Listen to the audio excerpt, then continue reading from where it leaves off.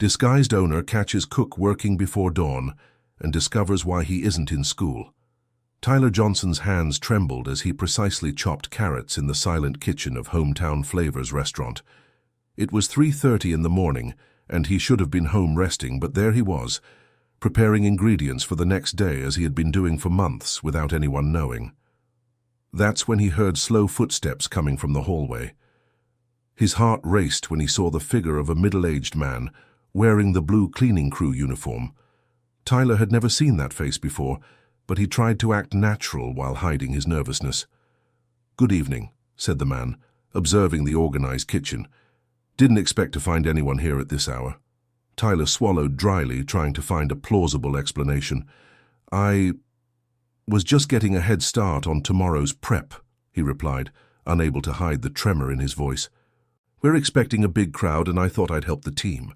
The man approached slowly, observing the perfectly chopped vegetables and the impeccably shining pots. There was something strange about those eyes that seemed to know every detail of that place. "You're Tyler, right? The cook everyone praises," said the stranger, leaning against the counter. "Mark, the manager, always speaks highly of your work." "Yeah, that's me," Tyler responded, trying to sound casual while continuing to chop the vegetables. "Sorry, but I don't remember seeing you around here before." "I started working this week. I'm Anthony from the night cleaning crew," lied Robert Miller, the restaurant's true owner, who had decided to personally investigate the strange reports of overnight consumption and energy usage. Tyler nodded, but Robert noticed the young man was hiding something. The nervous movement of his hands, the way he avoided eye contact, everything indicated there was more to this story. "May I ask why you're working for free?" Robert asked directly. "Because I imagine you're not getting paid for these extra hours." The question caught Tyler off guard. He stopped chopping and looked at the floor, searching for an answer that wouldn't reveal his desperate situation. "I enjoy what I do," he said finally, but his voice came out weak and unconvincing. Robert crossed his arms and observed more carefully. There were plastic bags in the corner of the kitchen that appeared to contain ready-made meals. The young man was clearly exhausted, with deep, dark circles and the posture of someone carrying the weight of the world on his shoulders. "Tyler, I don't usually pry into other people's lives, but you seem to be carrying the world on your shoulders," Robert said kindly. "Is everything all right at home?" The young man felt a lump in his throat. No one had ever asked that before. At the restaurant, he was just the efficient cook who never complained and always delivered impeccable work. Nobody knew about the sleepless nights, the accumulated bills, the expensive medications his mother needed. "Yes, it is," he lied again, but his voice failed at the end of the sentence. At that moment, Tyler's phone rang. He answered quickly, but Robert could hear a desperate woman's voice on the other end of the line. "Tyler, it's Carly. Your mother is feeling sick again. She's asking for her blood pressure medication, but we've run out. Can you bring more?" Tyler's face paled. He looked at Robert and then at the clock on the kitchen wall. "Carly, I'm at work right now," he began to say, but was interrupted. "Her blood pressure is really high, Tyler. I'm scared. Mrs. Nancy from the pharmacy is already closed, and you know we only have money to buy from her pharmacy since she lets us pay later." Robert watched the scene without saying anything, but every word he heard painted a clearer picture of the young cook's situation. "Okay, Carly. I'll finish up here and head over," said Tyler, hanging up the phone with trembling hands. "Trouble at home?" asked Robert, feigning ignorance. "My mom. She has high blood pressure and ran out of medication," Tyler explained, quickly putting away the knives. "I need to get her more before it gets worse." "Isn't the pharmacy closed at this hour?" Tyler paused for a moment, as if only just realizing the problem. "It is. But there's one on duty downtown, only—" He hesitated, clearly embarrassed. "Only what?" "It's more expensive. And I didn't bring enough money," Tyler confessed, shame written across his face. Robert felt a tightness in his chest. He had arrived at that restaurant 17 years ago with nothing but the clothes on his back and a dream. He knew exactly what it was like to have to choose between dignity and necessity. "How much do you need?" he asked, pulling his wallet from his pocket. No, Tyler immediately backed away. "I can't take money from you. We barely know each other." Tyler, your mom needs her medicine. This isn't about knowing each other or not. It's about helping when we can. Robert extended some bills. You can pay me back when you're able. The young man looked at the money with tear-filled eyes. His own mother had always taught him not to accept handouts, but at that moment, he had no choice. I promise I'll pay you back, he said, taking the money with trembling hands. Thank you, Mr. Anthony. Go take care of your mom. We'll talk tomorrow, Robert said, watching Tyler rush out the back door. Left alone in the kitchen, Robert began putting the pieces together. The extra consumption of ingredients, the energy used during the early hours, the young cook working without pay, everything was starting to make sense, but he needed to understand the full extent of the situation. The following night, Robert returned to the restaurant at the same time, once again wearing the janitor's uniform. As expected, he found Tyler in the kitchen, but this time the young man wasn't alone. A woman around 40 years old was helping him organize meal containers into thermal bags. Hi, Mr. Anthony, Tyler greeted, seeming more relaxed. This is Carly, my neighbor. She helps me sometimes with some things. Carly looked at Robert suspiciously, clearly concerned about protecting Tyler. Pleasure, she said curtly. Tyler told me you helped yesterday with Mrs. Martha's medicine. How's your mother doing? Robert asked with genuine concern. Better, thank you. Tyler smiled for the first time since Robert had met him. The medicine worked and she was able to sleep. And these meal containers? Robert asked, pointing to the bags. Tyler and Carly exchanged nervous glances. It's leftover food from dinner, Tyler lied awkwardly. We don't like to waste. But Robert had worked in restaurants long enough to know those weren't leftovers. The dishes were too well presented and organized, clearly prepared with purpose. May I ask where you take this food? Carly stepped forward, shielding Tyler. To some families in our neighborhood who are struggling, Tyler has a very big heart and can't stand to see anyone go hungry. Dear listener, if you're enjoying the story, please take a moment to like and especially subscribe to the channel. It really helps us who are just starting out. Now continuing. Robert felt a mix of pride and concern.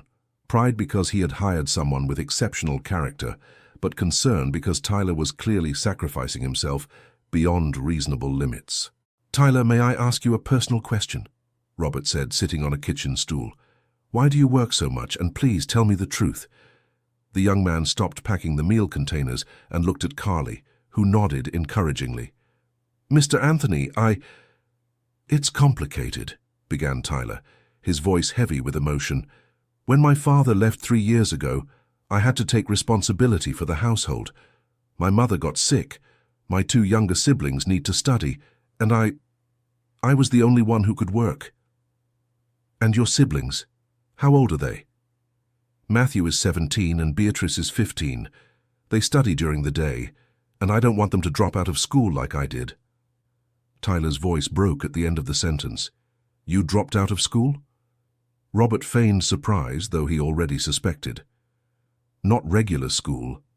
College, Tyler confessed, sitting down and burying his head in his hands. I was studying culinary arts at the community college. I was in my 3rd semester and doing well, but when my dad abandoned us, I had to choose between continuing my studies or working to support my family.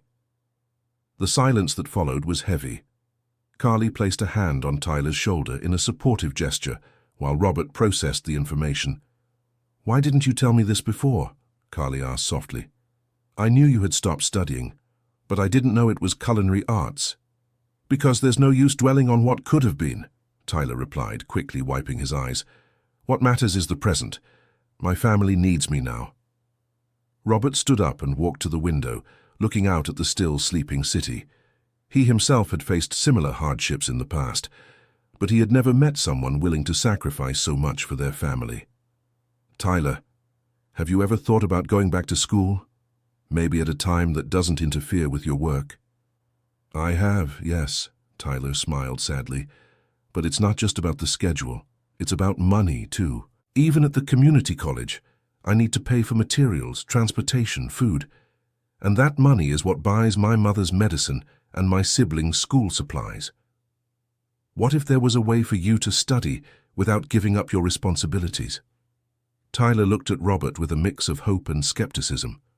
"What do you mean?" "I'm just thinking out loud," Robert said, returning to his role as the custodian. "I know sometimes there are training programs, scholarships, things like that.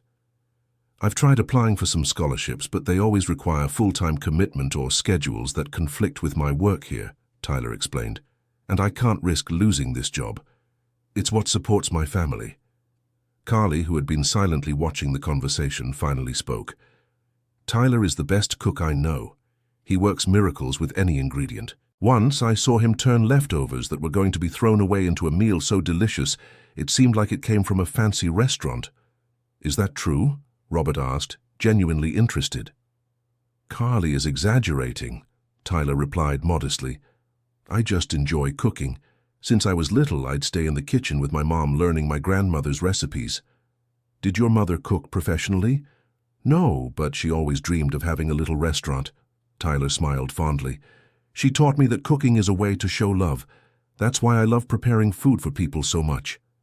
Robert felt a lump in his throat. The passion in Tyler's voice was undeniable, and wasting such talent would be a tragedy. "Well, I need to finish my work," Robert said, returning to character. "Are you two going to be here much longer?" "Just a few more minutes," Tyler replied, going back to organizing the meal containers. "We always make sure everything is just right before we leave." Robert said goodbye and left the kitchen, but he didn't go home. Instead, he hid in the hallway and watched Tyler and Carly finish their volunteer work. The care with which the young man prepared each meal container, the dedication with which he checked that everything was perfect, the gratitude with which Carly helped him. All of it deeply touched the businessman's heart. When they left, Robert entered the kitchen again and found something that surprised him even more, a simple notebook forgotten on the counter. Opening it, he discovered handwritten recipes in careful script, with detailed notes about ingredients, techniques, and even drawings of dish presentations. The recipes were creative and sophisticated, combining advanced cooking techniques with simple, accessible ingredients. It was exactly the kind of innovation Robert had tried to implement in his restaurant for years, but had never found a chef capable of executing with such sensitivity. On the final page of the notebook, he found something that moved him even more: a detailed plan for a community restaurant, where nutritious and affordable meals would be served to the community during the day, and in the evening it would operate as a more upscale restaurant. The plan even included a training program for young people interested in culinary arts. Robert closed the notebook and placed it exactly where it was. At that moment, he knew he had found much more than a dedicated employee. He had found someone whose vision aligned perfectly with his own values and dreams. But he also knew that revealing his identity at that moment would be premature. Tyler needed to trust him first, and Robert needed to better understand the young man's family situation before making any moves. On the third night, Robert arrived earlier at the restaurant. He wanted to observe Tyler in action from the start of his extra work. What he saw impressed him even more. The young man had arrived 2 hours earlier than usual and was testing a new recipe, carefully noting each step in his notebook. "Good evening, Mr. Anthony," Tyler greeted when he saw him. "You're early today." "I decided to get a head start on work," Robert lied. "And you? Do you always arrive at this time?" Tyler hesitated before answering. "Sometimes I come earlier to practice some recipes," he confessed. "I know I shouldn't use the restaurant's ingredients for this, but I always replace them the next day, buying them with my own money." "May I see what you're preparing?" Tyler pointed to a pan where he was sautéing onions with spices that gave off an incredible aroma. "It's a variation of a dish my grandmother used to make. I'm trying to adapt it to use cheaper ingredients without losing the flavor," he explained excitedly. "The idea is that people with little money can eat something really tasty and nutritious." Robert tasted a small portion and was impressed. The flavor was exceptional, complex and balanced, something he would pay a lot for in any upscale restaurant. "This is delicious," he said sincerely. "Where did you learn to cook like this?" "From my mother and grandmother mostly," Tyler replied, his face lighting up as he talked about his family. "But I also studied a lot during my 3 semesters of college. I learned about French, Italian, Japanese techniques, and I always tried to adapt them to ingredients we can find here in America at a fair price. Do you miss college? The question caught Tyler off guard. He stopped stirring the pan and was silent for a few seconds. Every day, he finally confessed, his voice filled with sadness. I dreamed of graduating and opening my own restaurant. I wanted to create a place where people like my family could eat well without spending a lot, but also where I could show that American cuisine can be as sophisticated as any other. And why don't you go back to studying? Tyler let out a bitter laugh. Mr. Anthony, you don't understand. I make $1,200 here at the restaurant. Out of that $1,200, $400 goes to my mother's medicine, $300 for rent, $200 for the electricity and water bill, $100 for my siblings' school supplies, and the rest for food. There's not even $5 left at the end of the month. Robert did the math in his head and realized that Tyler was being conservative. With a family of 4 to support and only one income, the situation was really tight. And your siblings can't work part-time? Matthew even wanted to drop out of school to help me, Tyler said, stirring the pot more vigorously. But I didn't let him. I already lost my chance to study, but they won't lose theirs. Matthew wants to be an engineer and Beatrice wants to be a teacher. I'll do everything so they can achieve those dreams. And your dreams, don't they matter? Tyler stopped cooking completely and leaned on the counter, his eyes misty. My dreams will have to wait, he said simply. Maybe when my siblings graduate and get jobs, I can think about going back to school. But until then, they are the priority. Robert felt a deep admiration for that young man. Tyler's maturity and sense of responsibility were rare in people of any age, let alone someone only 28 years old. Tyler, can I ask you a more personal question? Of course. Don't you resent your family for having to give up on your dreams? Tyler looked at Robert with surprise. Resent? Not at all, he said with conviction. My mother always did everything for us. She worked 2 jobs so my siblings and I could study. When she got sick, it was my turn to take care of the family. That's what families do for each other. And when you're here alone before dawn, testing recipes, don't you feel angry about being here instead of in a classroom? Tyler thought for a long moment before answering. Sometimes I feel a sadness, he admitted. Not anger, but a sadness knowing I could be learning so much. But then I remember that I'm cooking to bring food to people who are going hungry, and the sadness goes away.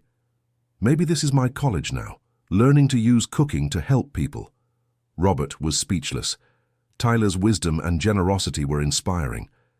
At that moment, he made a decision. He would find a way to help that young man without hurting his pride or compromising his dignity. Mr. Anthony, can I ask you something? Tyler said, returning to cooking. Of course. Have you worked as a janitor for a long time? The question caught Robert off guard. He had prepared for many questions, but not for this one. Why? He tried to buy time. It's just that you talk differently from the other cleaning staff, Tyler explained innocently. And you seem to know a lot about restaurants. When you tasted my food, you spoke like someone who understands gastronomy. Robert felt his heart race. Tyler was more observant than he had imagined. I worked in a few restaurants before, he said, which was technically true. I learned a few things by watching the chefs. I see. Tyler seemed to accept the explanation, but Robert noticed the young man was still curious. To change the subject, Robert asked about the meal boxes Tyler usually took. Who are those meal boxes you prepare for? There's Mrs. Josephine, a 70-year-old lady who lives alone and has no relatives. Mr. Peter, who is retired, and his pension isn't enough to eat properly every day. Connie's family, whose husband became unemployed, and they have 3 young children, Tyler listed with affection, as if they were members of his own family. How many families do you help? About 8 or 9, but not every week, only when there are enough leftover ingredients to make the meal boxes without harming the restaurant's inventory. Robert mentally calculated the value of the ingredients Tyler was using and realized the young man was clearly spending his own money, even though he claimed to use only leftovers. And how did you meet these people? Most of them live in my neighborhood. St. Joseph's neighborhood is a small community. Everyone knows each other, Tyler explained. When I was a child and my mother was struggling, it was the neighbors who helped us. Now that I can help, it's my duty to give back." Tyler's generosity was even more impressive considering his own precarious financial situation. Robert knew he needed to act quickly before the young man completely burned out. "Tyler, have you ever thought about entering any cooking competitions?" he asked casually. "I know sometimes these contests offer cash prizes."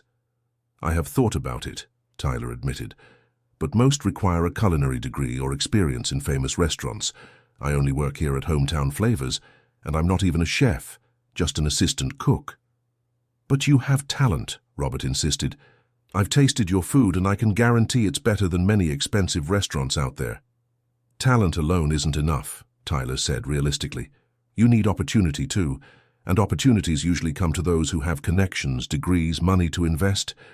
Robert was realizing more and more that Tyler had lost much of the hope for his own dreams. The young man had resigned himself to his situation, accepting that his life would always be solely dedicated to supporting his family. Just then, two young men arrived in the kitchen. Robert immediately recognized from the familiar features that they were Tyler's brothers. "Hi, Tyler," said the older one, a tall, thin young man of about 17. "Sorry to bother you, but Mom is asking if you can stop by the pharmacy before coming home. The joint pain medicine ran out." "Hi, Matthew," Tyler greeted, clearly worried. "Is she in a lot of pain?" "Not too much, but you know how she is. She doesn't complain even when she's suffering," replied the brother. The younger girl, who must have been about 15, approached timidly. "Hi, big bro," she said affectionately. "I brought your school uniform that Mom washed. She asked me to give it to you." "Thank you, Beatrice," Tyler smiled at his sister. "You guys shouldn't be here at this hour. You have early classes tomorrow." "We just came to bring the uniform and ask about the medicine," Matthew explained. "We're already leaving." Robert watched the interaction between the siblings with interest. The affection they had for each other was clear, but it was also evident that Tyler carried the burden of being responsible for everything. "Oh, these are my siblings," Tyler said, remembering Robert's presence. "Matthew and Beatrice, this is Mr. Anthony. He works here as a custodian." "Nice to meet you," Robert said politely. "Likewise," the two replied. But Robert noticed they seemed embarrassed, probably because they knew Tyler shouldn't be there at that hour. "Tyler, how much is Mum's medicine?" Matthew asked quietly. "Don't worry about that," Tyler replied quickly. "I'll handle it." "But you've already spent a lot of money this week on medicine," Beatrice said with concern. "Maybe I can stop going to the English course for a few months." "No way," Tyler was categorical. "You will continue with the English course. English is important for someone who wants to be a teacher. But Tyler, Beatrice, we've already talked about this.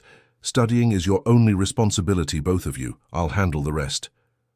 Robert realized this was clearly a recurring discussion in the family. The younger siblings felt guilty about not being able to help financially, but Tyler wouldn't budge on protecting them from that responsibility. "All right," Matthew said, giving up the argument, "but if you need anything—" "I know you're the best siblings in the world," Tyler said affectionately. "Now go home and take care of Mom until I get there." After the siblings left, Robert noticed that Tyler looked even more worried. "Is your mother's medicine expensive?" he asked. $80, Tyler replied, doing the math in his head. "I have 60, but I'll have to see if I can get some extra over the weekend to make up the difference." Robert knew Tyler was lying about having $60. From what he had observed of the young man's financial situation, it was unlikely he had that amount available. "Tyler, I can lend you the money you need," he offered again. "No, Mr. Anthony. Thank you very much, but I can't be in debt to you." Tyler politely refused. "I always find a way." "How?" Tyler hesitated before answering. "Sometimes I take on odd jobs on weekends. I help at weddings, parties, things like that." Robert did the math and realized Tyler was working practically 7 days a week. It was unsustainable in the long run. "Tyler, don't you think you're burning yourself out too much?" The young man gave a humorless laugh. "Mr. Anthony, when you have no choice, you find strength you didn't even know you had." At that moment, Robert made a decision. He couldn't keep watching that situation without acting. The next day, he would seek out the restaurant manager to discuss a promotion for Tyler. something that would increase his salary without raising suspicions about his true identity. But before that, he wanted to get to know the young cook's family better. He needed to fully understand the situation before proposing any solution. "Tyler, you said you live in St. Joseph's neighborhood, right?" "That's right. Why?" "I know the neighborhood. My aunt lived there a few years ago." Robert lied. "It's a quiet place." "Yes, it is. The community is very close-knit. Everyone helps each other," Tyler said affectionately. "That's where I learned that family isn't just those who share the same blood, but those who stand by you in hard times." Robert realized he had an opportunity to get to know the environment where Tyler lived better. "You know, I'm thinking of moving to a cheaper place," he said casually. "Do you think there's any place to rent in St. Joseph's neighborhood?" "Yes, there is. In fact, Mrs. Carmen, who lives in the house next to ours, wants to rent out a small room in the back," Tyler replied excitedly.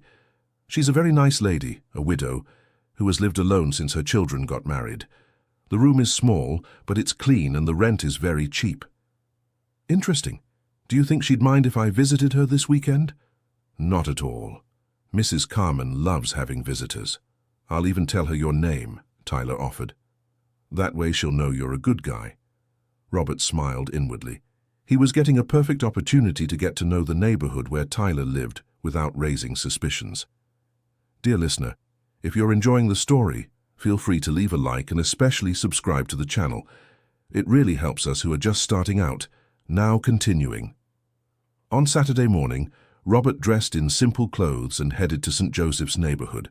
The neighborhood was exactly as he had imagined: simple but well-kept houses, paved but narrow streets, basic businesses with a bakery, pharmacy, and a small market. He easily found the house Tyler had described, a modest two-bedroom building with a small garden in front where a woman of about 50 was watering plants. "Mrs. Carmen," Robert greeted politely. "I'm Anthony. Tyler Johnson said you have a small room for rent." "Oh, yes," the woman smiled warmly. "Tyler told me about you. Come in, come in. Would you like some coffee?" Robert accepted the invitation and was welcomed into the simple but cozy living room. On the walls, there were family photos and some pictures with motivational phrases. "So you work with Tyler at the restaurant?" Mrs. Carmen asked, serving the coffee. "That's right. I work as a janitor there," Robert confirmed his story. "And Tyler told me wonderful things about this neighborhood." "Oh, that boy is an angel," Mrs. Carmen said with maternal affection.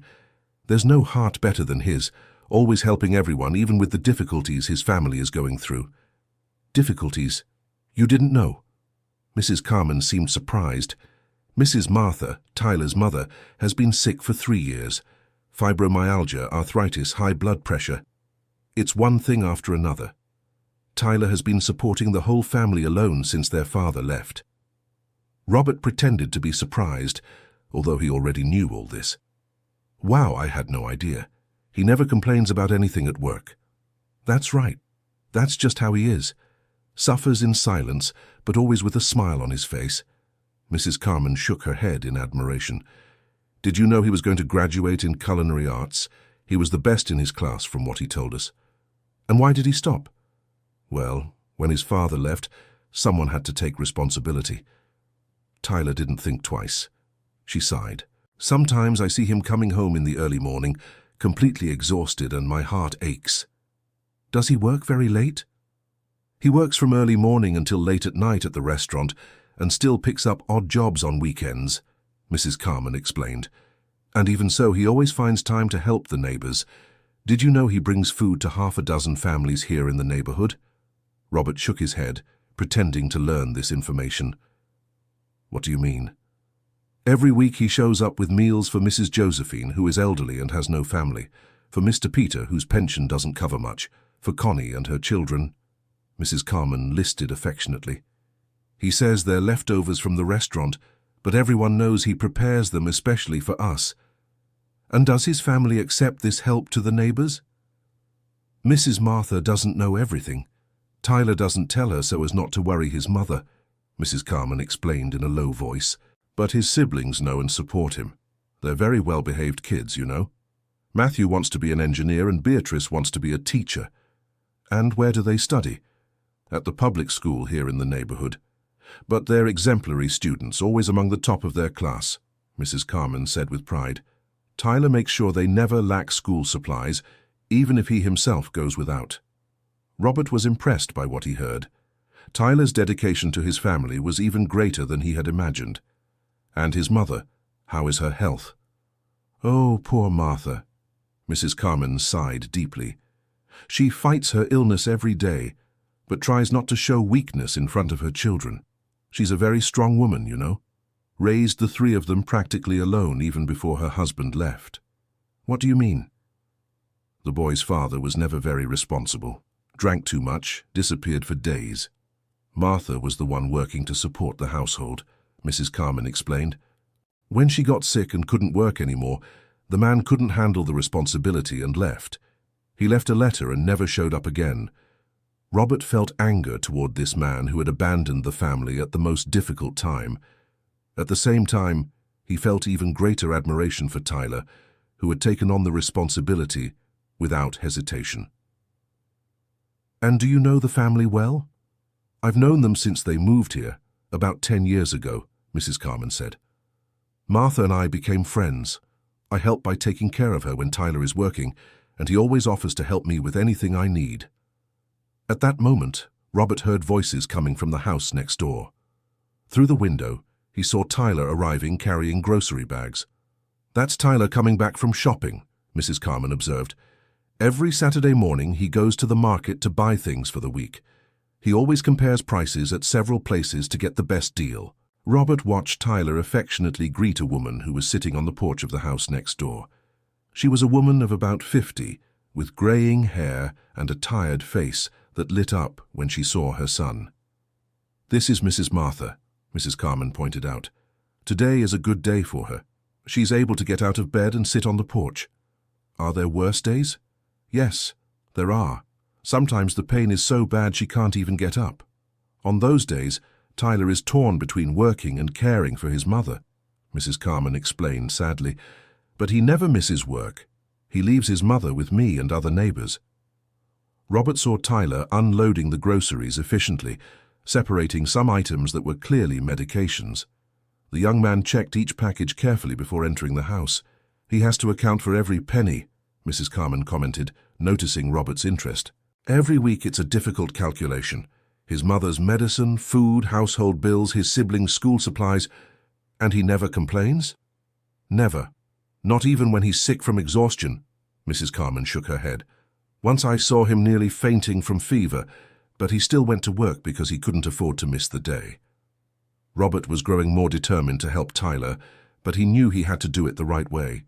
The young man's pride was evident, and any help that seemed like charity would be rejected. Mrs. Carmen, may I ask you something? In your opinion, what would make Tyler happiest? The question took the woman by surprise. What an interesting question, she laughed. Let me think. I believe what would make Tyler happiest would be being able to go back to school. He's never spoken openly about it, but I see a sadness in his eyes when he passes by the college. What if he could study without harming his family? Oh, that would be a miracle, Mrs. Carmen smiled. But how?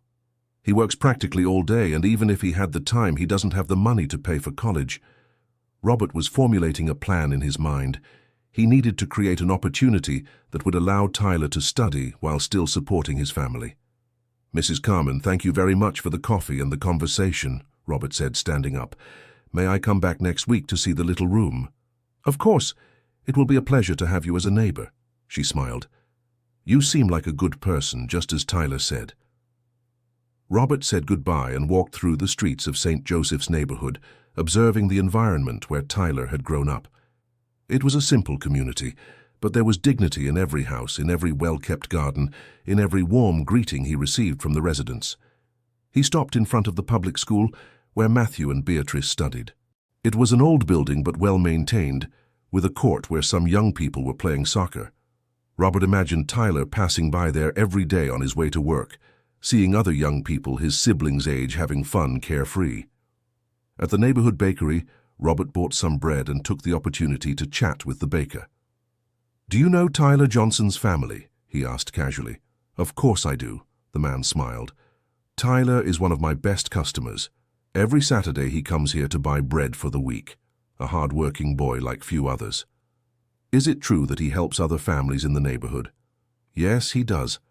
About once a week he shows up here buying extra bread to distribute to families in need, the baker confirmed. He always asks me not to tell anyone, but it's hard not to notice his kindness. And does he always pay in cash? Always. Sometimes with coins counted one by one, but he always pays, the baker said with respect. He's never asked for credit even when I offered. He says he doesn't want to have debts. Robert thanked him for the information and continued walking. With each conversation, each observation, his admiration for Tyler grew. The young man wasn't just an exceptional employee. He was a person of exemplary character who deserved a chance to pursue his dreams. On his way back, Robert stopped at the neighborhood pharmacy to learn more about Tyler's expenses on his mother's medicine. "Good afternoon," he greeted the pharmacist. "Do you know the Johnson family?" "Yes, I do. Why?" "I'm worried about Tyler," Robert said, pretending to be just a concerned neighbor. "It seems he spends a lot on medicine for his mother." "He really does. There are 4 different types of medication, all for continuous use," the pharmacist confirmed. "It comes to almost $400 a month. For someone with a low income, that's a heavy burden." "And does he always manage to pay?" "Always, but sometimes it takes a few days. I let him take the medicine and pay later because I know he's an honest person," the pharmacist explained. "Once he came here almost fainting from exhaustion, but he had the exact money for the medicine." Robert thanked him for the information and left the pharmacy with a heavy heart. Tyler's situation was even more difficult than he had imagined. It was time to act. The following Monday, Robert arrived at the restaurant wearing his business attire. It was time to reveal his true identity and begin implementing his plan to help Tyler. But before speaking with the young cook, he sought out Mark, the restaurant manager. "Mark, I need to talk to you about Tyler Johnson," Robert said, entering the office. "Is there a problem, Mr. Miller?" Mark seemed worried. "Tyler is one of our best employees." "On the contrary." "That's exactly why I want to talk." Robert sat down. "Tell me everything you know about his work here." "Well, Tyler has worked here for 3 years. He's never missed a day, always arrives on time, is creative in the kitchen, works well in a team." Mark listed the qualities. "Honestly, he's the kind of employee every boss would like to have." "And do you know about his family situation?" "I know he's been supporting his family alone since his father left. His mother is sick. He has 2 younger siblings," Mark confirmed. "It's a difficult situation for someone his age." "Mark, did you know that Tyler comes to the restaurant before dawn to do unpaid extra work?" The manager looked surprised. "What do you mean?" "He arrives here around 3 in the morning and stays until 5, preparing ingredients and testing recipes," Robert explained. "And he also prepares meals with restaurant ingredients to distribute to needy families in the neighborhood." "I didn't know that," Mark admitted. "But it explains why the kitchen's productivity has increased in recent months and why sometimes some ingredients disappear from the accounts." "Exactly.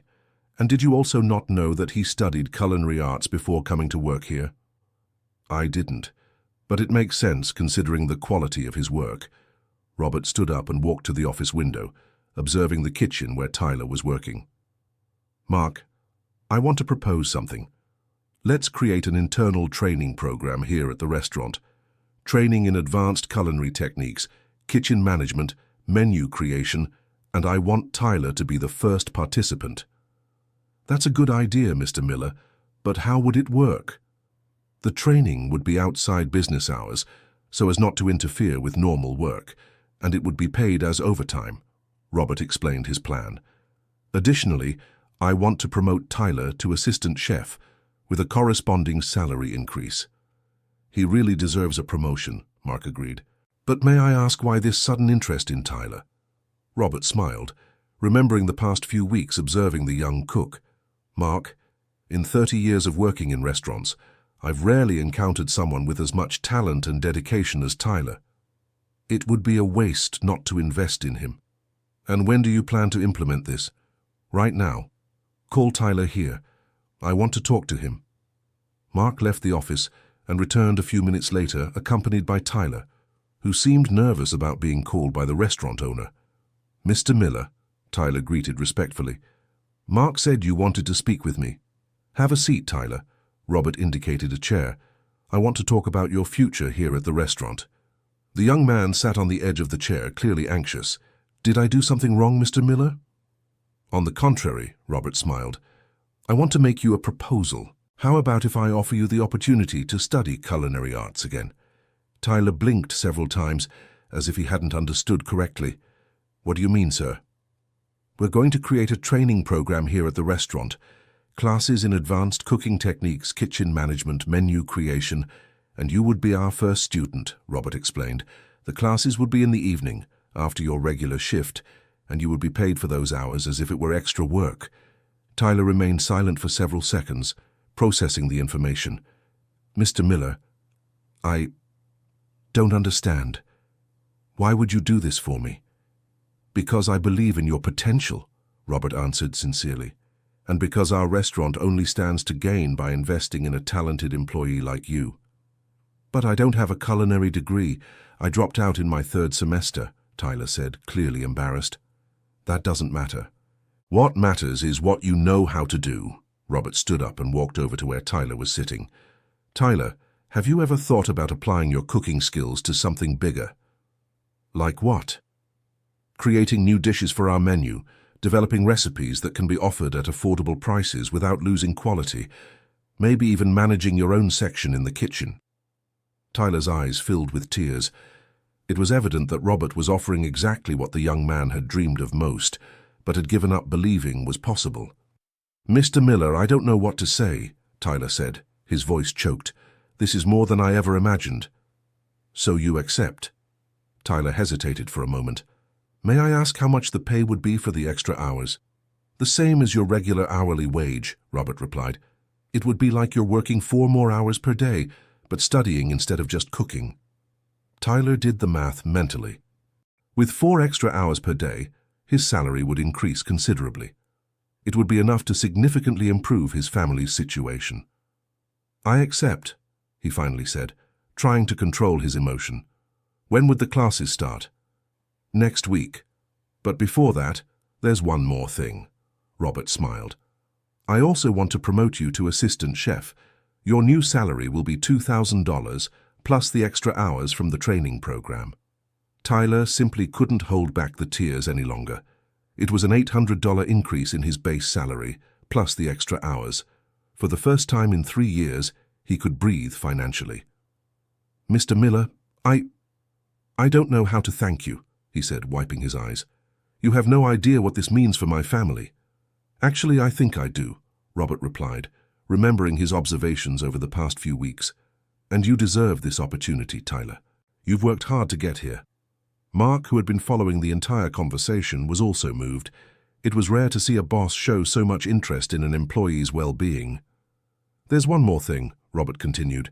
"I want you to start developing recipes for a new section of our menu. Quality dishes at affordable prices. Good, nutritious food that people with lower incomes can enjoy." Tyler looked at Robert in surprise. It was exactly the concept he had developed in his recipe notebook, the social restaurant project he kept secret. "Mr. Miller, how did you—" he began to ask, but Robert interrupted him. "How do I know this interests you?" Robert smiled. "Because I know your work better than you think. I know you have talent, creativity, and most importantly, the heart to create something special." Tyler was confused. How did the restaurant owner know so much about his ideas and projects? "Mark, can you free Tyler for the rest of the afternoon?" Robert requested. "I want to show him where our training program will operate." "Of course, Mr. Miller," Mark agreed. "Tyler, congratulations on the promotion. You really deserve it." After Mark left, Robert sat down again in front of Tyler.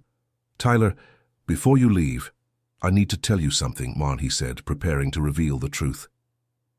"For the past 3 weeks, I've been coming here before dawn, observing your work." "What do you mean?"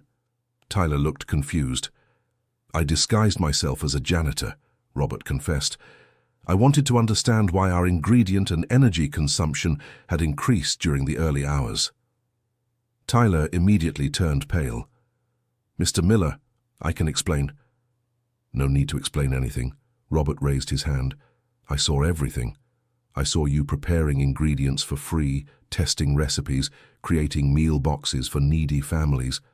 I saw your dedication, your talent, your generous heart. Tyler didn't know whether to laugh or cry. So you are Anthony? That's me, Robert smiled. And it was by getting to know you as the janitor that I decided to offer you these opportunities, not as a favor, but as recognition of what you're truly worth. Tyler remained silent for a few minutes, processing everything that had happened. Mr. Miller, why did you do this? Why did you take the trouble to get to know me better? Because true leaders don't stay in ivory towers, Robert replied. They come down to the factory floor, get to know their employees for real, understand their realities. And what did you think of my situation? I thought you are an exceptional person who deserves every opportunity I can offer, Robert said sincerely. And I also thought I could learn a lot from you. Learn from me?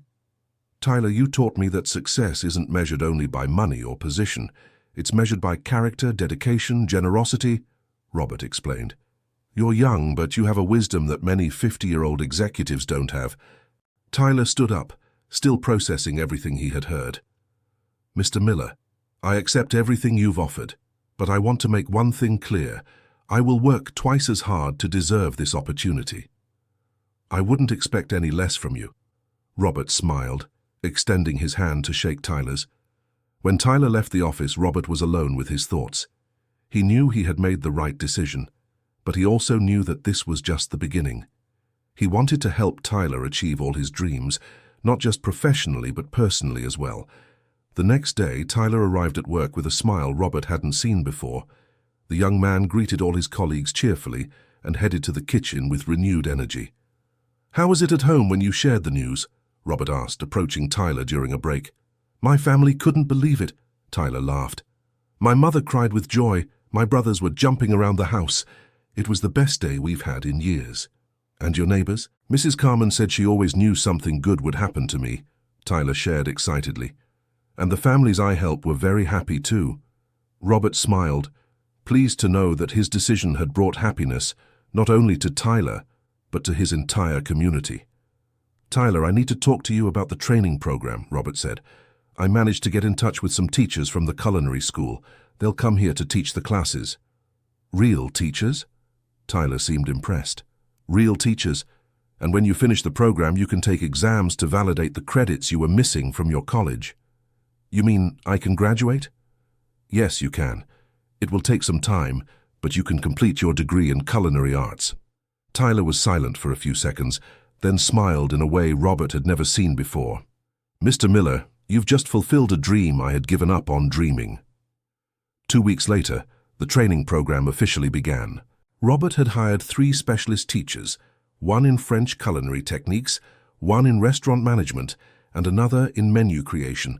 The first class was about cutting and preparation techniques. Tyler absorbed every piece of information like a sponge, asking smart questions and immediately applying what he learned. Professor Carlos, may I ask how to adapt this technique for cheaper ingredients? Tyler asked during the class on French cuts. Interesting question, the professor replied. Why do you want to know that? I'm developing recipes for people with lower purchasing power. I want to offer the same quality, but with ingredients that fit their budget. The professor was impressed by the maturity of the question and began adapting his explanations to include more economical alternatives. Robert attended the classes whenever possible, amazed at how quickly Tyler learned and the quality of his questions. After a month of classes, Robert decided to take the next step in his plan. Tyler, I want to propose a special project, he said during one of the breaks. How about we create an internal recipe competition? You would develop new dishes, and if they're approved, they'll go on the restaurant's official menu. Really? Tyler seemed excited. My recipes on the restaurant menu? Exactly. And each dish included will give you a percentage of the sales as a bonus. Tyler quickly did the math. If his recipes were successful, that would mean a considerable extra income. When can I start? Right now, if you want, Robert smiled. Choose 3 recipes you consider your best and prepare them for tasting next week. Tyler spent the following days perfecting his favorite recipes. He chose a main course, an appetizer, and a dessert, all developed with his philosophy of combining quality and affordability. On the day of the tasting, Robert invited not only the program's teachers, but also some regular customers of the restaurant to try Tyler's creations. The first dish was a sophisticated version of shepherd's pie, made with meat braised in special spices and mashed parsnips gratinated with cheese. The second was a green leaf salad with a berry vinaigrette and nuts. The dessert was a tapioca pudding with fresh fruit syrup. "Tyler, these dishes are exceptional," commented one of the customers. "They have a refined taste but aren't intimidating. They're dishes I'd eat both for a casual lunch and on a special occasion." The teachers also praised the creativity and technical execution. "You've achieved something very difficult," said Professor Carlos. "You created sophisticated dishes using advanced techniques, but with familiar ingredients and affordable prices." Robert was beaming with pride. He knew he had discovered a true talent. "Tyler, congratulations," he said at the end of the tasting. "Your 3 recipes will be included in the menu starting next week, and as promised, you'll receive 5% of the value of each dish sold." Tyler couldn't believe it. "Your dishes would be officially served at the restaurant, and you'd also earn a percentage of the sales." "Mr. Miller, thank you so much for believing in me," he said emotionally. "Don't thank me. You earned this through hard work," Robert replied. "And this is just the beginning. Dear listener, if you're enjoying the story, please take a moment to like and especially subscribe to the channel. It really helps those of us who are just starting out, now continuing." 3 months after the training program began, Tyler was unrecognizable. His self-confidence had grown tremendously, as had his cooking skills.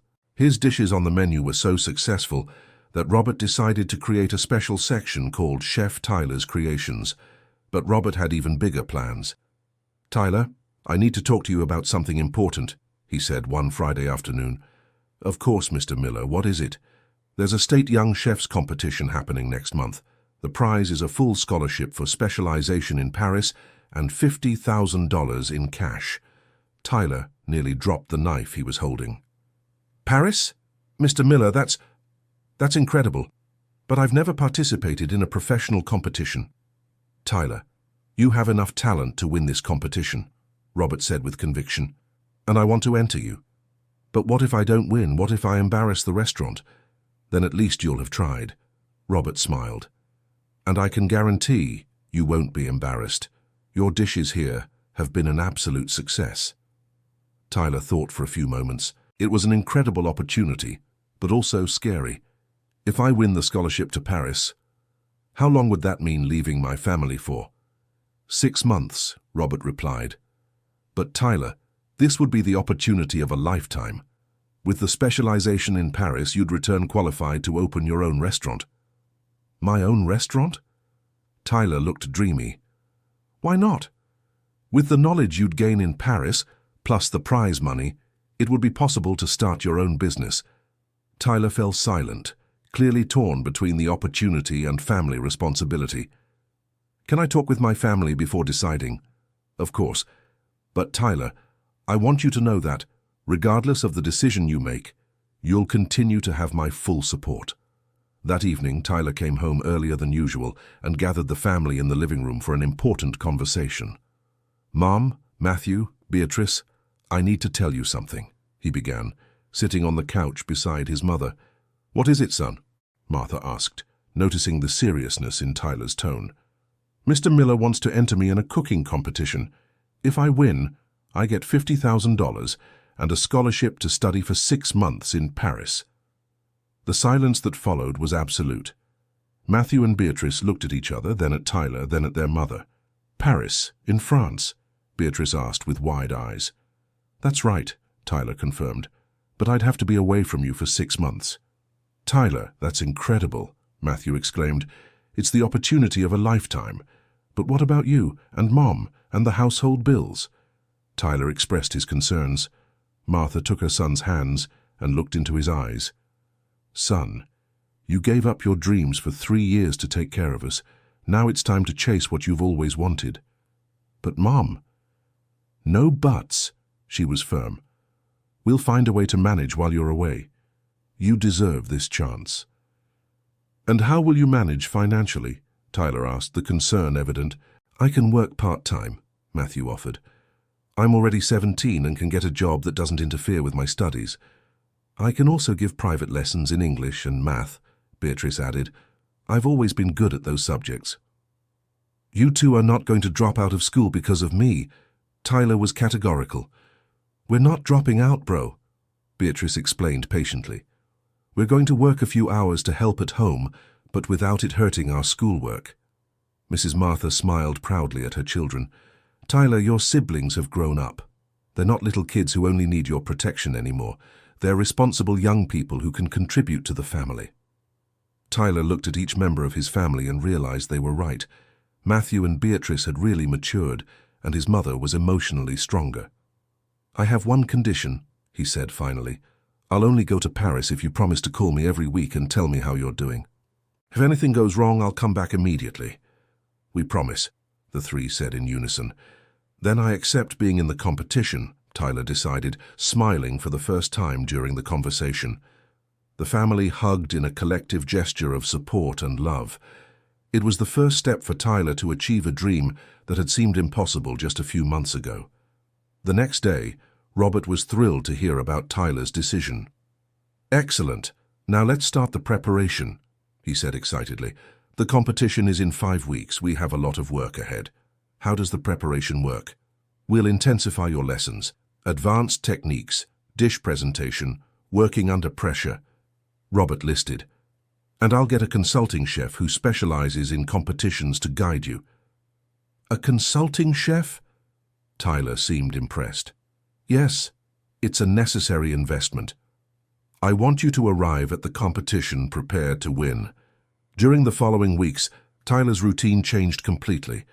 Besides his regular work and training program classes, he started having intensive training sessions for the competition.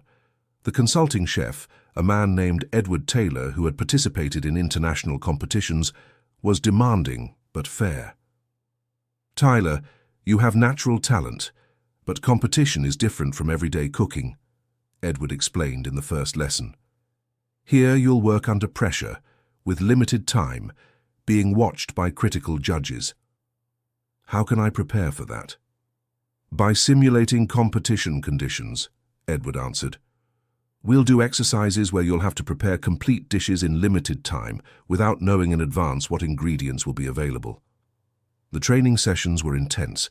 Edward created scenarios where Tyler had to improvise with unexpected ingredients, deal with equipment that wasn't working perfectly, and maintain dish quality even under extreme pressure. "Very good, Tyler," Edward praised after a particularly difficult exercise. "You kept the creativity and quality, even when I changed the ingredients halfway through preparation. It's just that I learned to adapt when I need to," Tyler explained. "At home, we don't always have the ideal ingredients, so we learn to improvise." "That's your greatest strength," Edward agreed. "The ability to create something extraordinary with limited resources. In competition, that could be decisive." Robert watched the training sessions whenever possible, impressed with Tyler's progress. The young man was transforming from a talented cook into a true chef. "Edward, what's your honest opinion about Tyler's chances?" Robert asked after one of the training sessions. "Honestly, he has everything it takes to win," Edward answered. "Technique, creativity, adaptability, and most importantly, genuine passion for cooking. That can't be taught." During the week of the competition, Tyler was visibly nervous. It was his first experience in a professional competition, and the pressure was enormous. "Tyler, remember what we talked about," Edward said the day before. "Don't think about the other competitors. Don't think about the judges. Just think about your food and the story you want to tell through it." "What story?" Tyler asked. "The story of a young man who turns simple ingredients into special moments. The story of someone who cooks with love and determination. That's your story, Tyler." On the day of the competition, held at the city's convention center, Tyler arrived accompanied by Robert, Edward, and his entire family. Martha had insisted on being present, despite her mobility challenges. "Son, I'm so proud of you," she said, hugging Tyler before he entered the competition kitchen. "Regardless of the outcome, you're already a winner to us," Matthew added. Go show them what you're made of, Beatrice encouraged. Tyler entered the kitchen alongside 11 other competitors, all young, talented chefs from different parts of the state. The first challenge was to create a dish using surprise ingredients that would only be revealed at that moment. When the boxes were opened, the available ingredients were chicken, sweet potato, cauliflower, Brazil nuts and red berries. Tyler had an hour and a half to create a complete dish. Taking a deep breath, he remembered Edward's advice and started working. In his mind, he envisioned a dish that told the story of his childhood in the countryside, when his grandmother cooked with ingredients available in their backyard. He created a roasted chicken with a nut crust, accompanied by sweet potato and cauliflower mash, sautéed with garlic and herbs. As a final touch, he prepared a red berry salad with a light honey and mint dressing. "Time's up," announced the host. Tyler looked at his dish and smiled. He had managed to create something he was proud of, regardless of the competition's outcome. The tasting was tense. The 3 judges sampled each dish in silence, making discreet notes. When they reached Tyler's dish, one of them made a positive, surprised expression. "Interesting combination," commented one judge. "Simple technique but impeccable execution. And the flavor? It's comforting and sophisticated at the same time." At the end of the first challenge, 3 competitors were eliminated. Tyler was among the 9 who advanced to the second round. The second challenge was even more demanding. Create a complete 3-course menu in 2 hours, using only American ingredients. Tyler decided to bet on his specialty, dishes that told the story of America through food. He created a trio representing different regions of the country, an appetizer inspired by the South, a main course honoring the Midwest, and a dessert celebrating the Pacific Northwest. During preparation, Tyler worked with the calm and precision he had developed during training.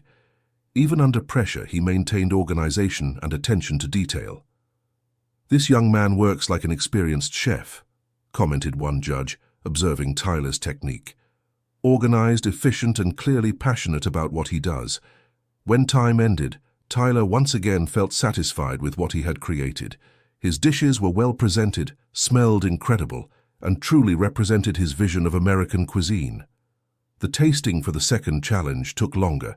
The judges sampled each dish carefully, discussing among themselves in low voices.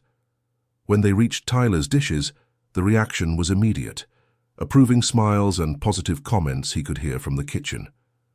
"Extraordinary," said Chef Luciana Sanders, one of the judges. "These dishes tell a story. They have technique, flavor, and most importantly, soul.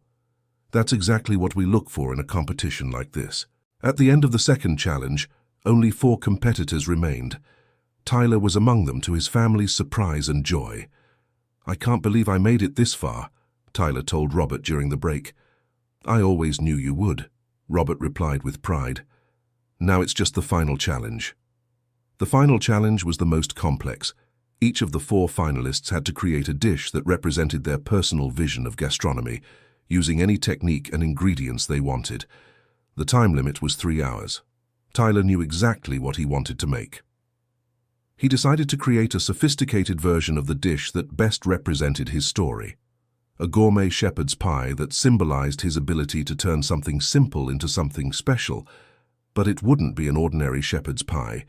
He would prepare a base of sautéed beef with imported spices, layers of different types of mash, parsnip, yam, and potato, and a gratin topping with special cheeses. During the 3 hours, Tyler worked with a concentration that impressed even the judges. Every move was precise, every seasoning was calculated, every presentation detail was carefully thought out. In the end, his dish was a culinary work of art, visually stunning, aromatically irresistible, and representative of his personal and professional journey. "Time's up," announced the host. Tyler looked at his final dish and smiled. He had given his best. The outcome was out of his hands now. The final tasting was ceremonious. Each judge sampled the 4 dishes in absolute silence, then gathered for a private discussion that lasted almost an hour. When they returned to announce the results, the tension in the air was palpable. "This was one of the toughest competitions we've ever judged," began Chef Luciana Sanders. All 4 finalists demonstrated exceptional technique and impressive creativity. The winner of this year's Young Chefs competition is—" She paused dramatically, "Tyler Johnson." Silence was followed by an explosion of joy from Tyler's family. Martha cried with pride, Matthew and Beatrice jumped for joy, and Robert couldn't stop smiling. Tyler stood still for a few seconds, not believing what he had heard. When he finally processed the information, he smiled and waved to his family before approaching the judges. "Tyler, your dish was extraordinary," said Chef Luciana. "You achieved something very difficult, maintaining the simplicity and soul of American food, but with international-level technique and presentation. Congratulations." "Thank you very much," Tyler replied, still in shock. "This means more to me than you can imagine." After the award ceremony, Tyler finally had time to hug his family and Robert. "I'm so proud of you," Martha said, crying with happiness. "Your father and grandmother would be proud too." "Little bro, you're amazing," Beatrice exclaimed. "Paris doesn't know what's coming." "You deserve all this and much more," Matthew added, hugging his brother. Robert approached last. "Tyler, you've exceeded all my expectations," he said emotionally. "You're ready for Paris, and when you return, you'll be ready for any challenge you want to face." In the weeks that followed, Tyler prepared for his trip to Paris. With the prize money, he managed to leave a substantial amount for his family to live comfortably during his absence. He also used part of the money to hire a caregiver to help with Martha during the day, freeing Matthew and Beatrice to focus on their studies while working only part-time. "Mom, are you sure you'll be okay while I'm away?" Tyler asked the day before his trip. "Son, you've taken care of us for 3 years.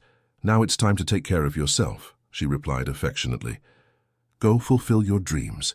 We'll be here waiting for you." At the airport, the farewell was emotional but hopeful. The whole family was present, along with Robert, Edward, and even some neighbors from St. Joseph's neighborhood. "Take good care of yourself in Paris," Robert said, hugging Tyler. "And remember, when you return, we'll have plenty of work ahead." "What kind of work?" Tyler asked curiously. Robert smiled mysteriously. "Let's talk about that when you return. Let's just say I have plans for the future. Our future."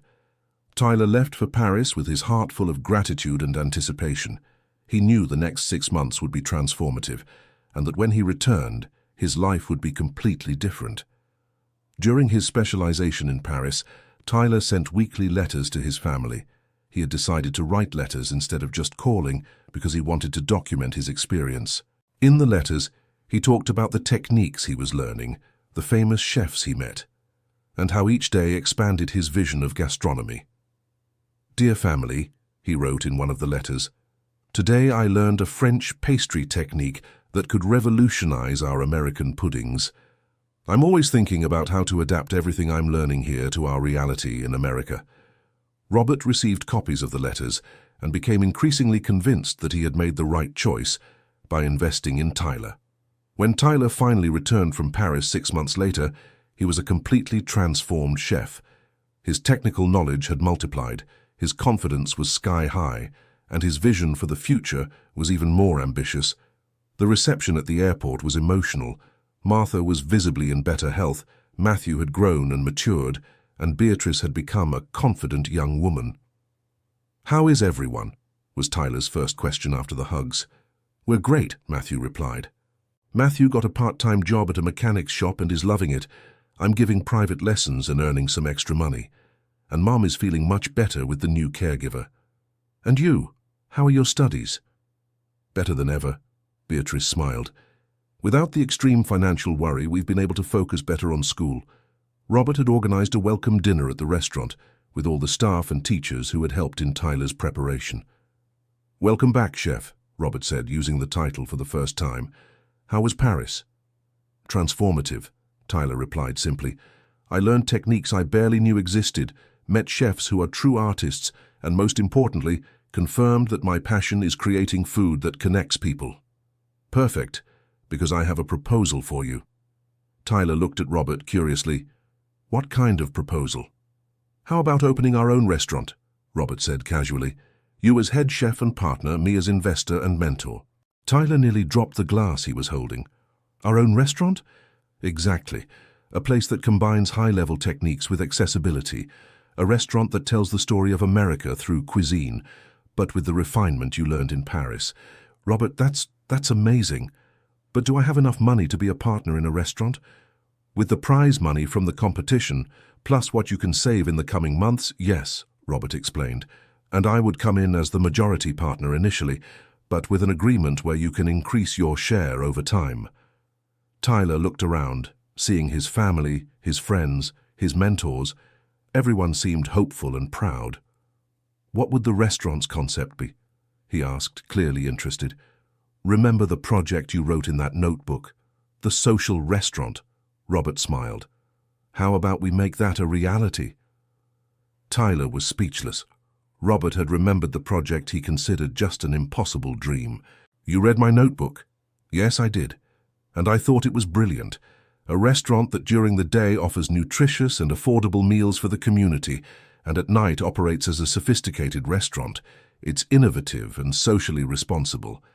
And do you think it can work? Tyler, after everything I've seen you do, I'm sure it can work, Robert said with conviction. You have the talent, the passion, and now the technical knowledge.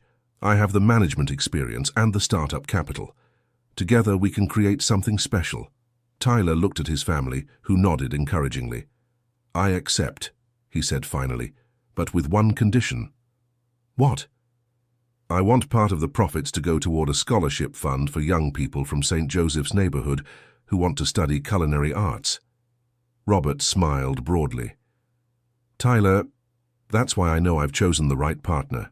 I accept your condition. In the months that followed, Tyler and Robert worked intensely on the new restaurant project. They chose a strategic location downtown, which allowed access to both the everyday crowd during the day and the more sophisticated crowd at night. The restaurant's design was meant to be both welcoming and elegant. During the day, the atmosphere was casual and family-friendly. At night, with changes in lighting and music, it transformed into a sophisticated space.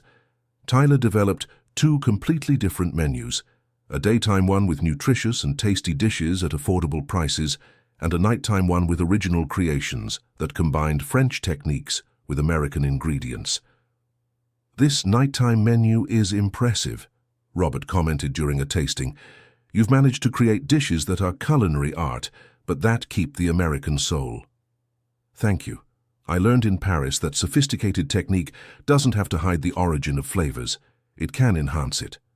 The opening of the restaurant Flavors of America was a memorable event.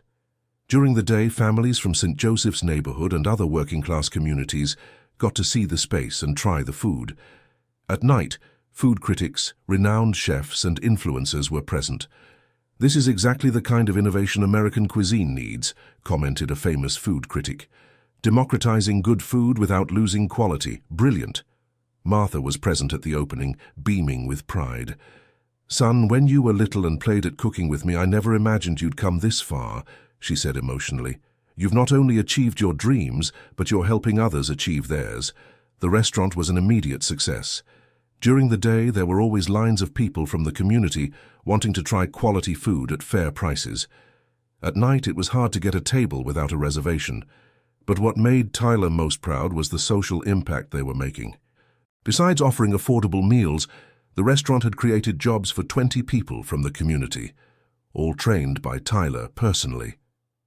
Tyler, we have news, Robert said one morning, 6 months after opening. We've received an offer to open a second location. Really? Where? Chicago. A group of investors saw our model and wants to replicate it there. Tyler thought for a few moments. Robert, before expanding, I want to consolidate our social project here, he said. How about we create our culinary school for underprivileged youth before thinking about expanding? Culinary school? Exactly. Use part of the profits we're making to create a free training program. Teach young people from the community to cook professionally. Give opportunities like the one you gave me. Robert smiled, once again impressed by Tyler's maturity and generosity. It's a brilliant idea. Let's do it. 1 year later, the social culinary school Flavors of the Future opened on the upper floor of the restaurant. The program offered free basic and advanced cooking courses for low-income youth, with guaranteed paid internships at the restaurant for the top students.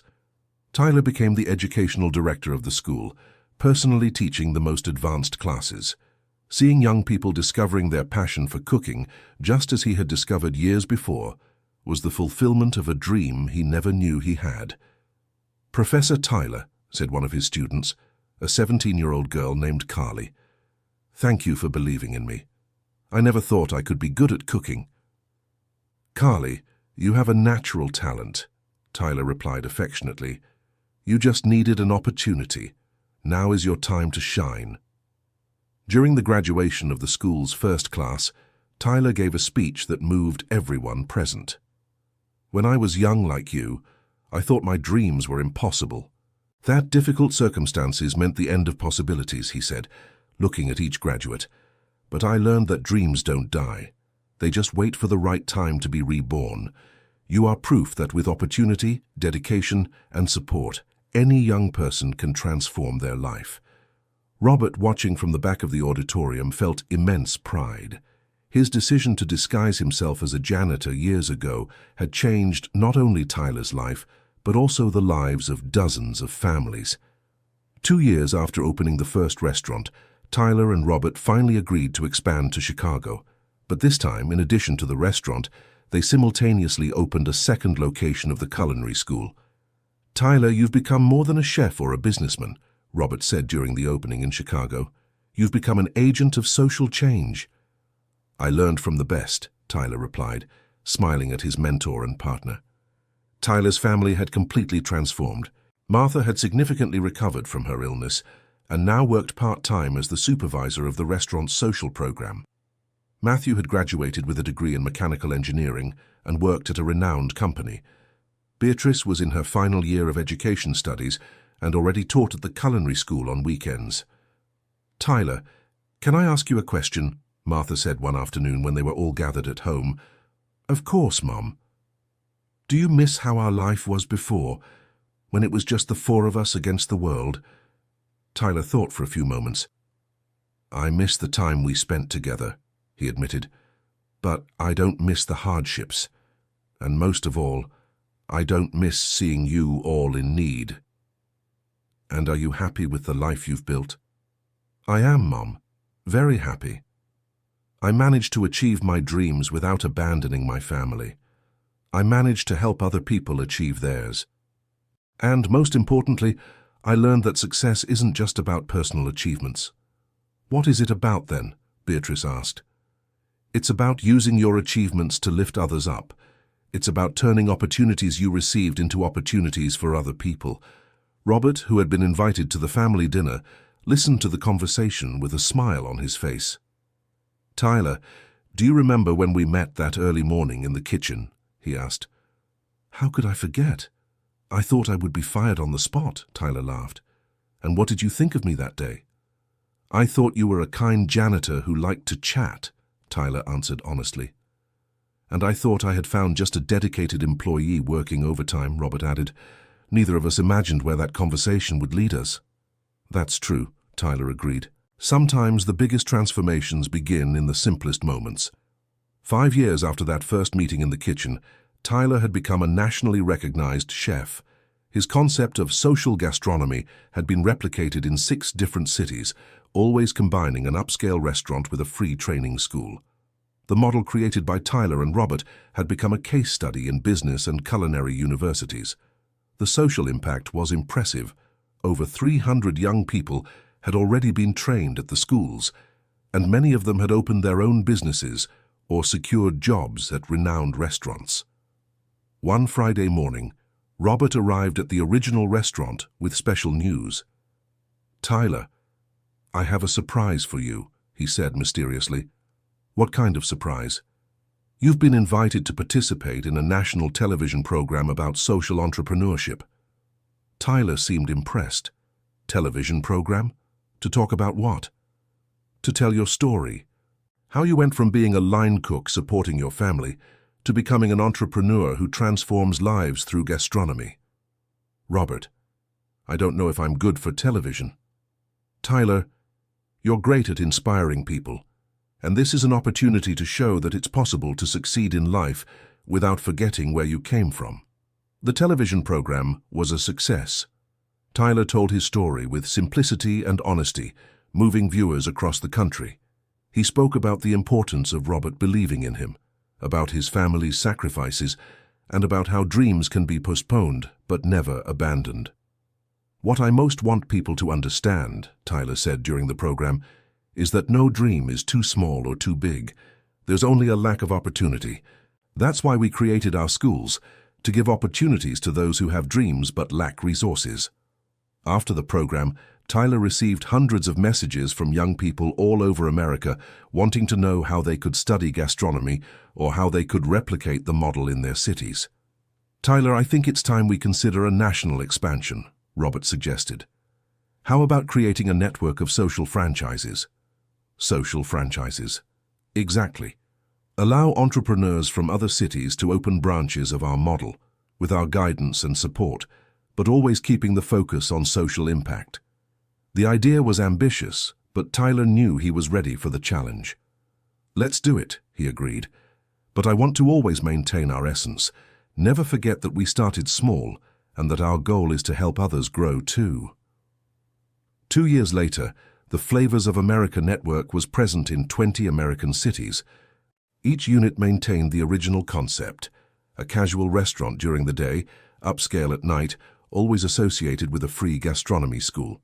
Tyler had married Marina, a nutritionist he met during a lecture on healthy eating in underserved communities.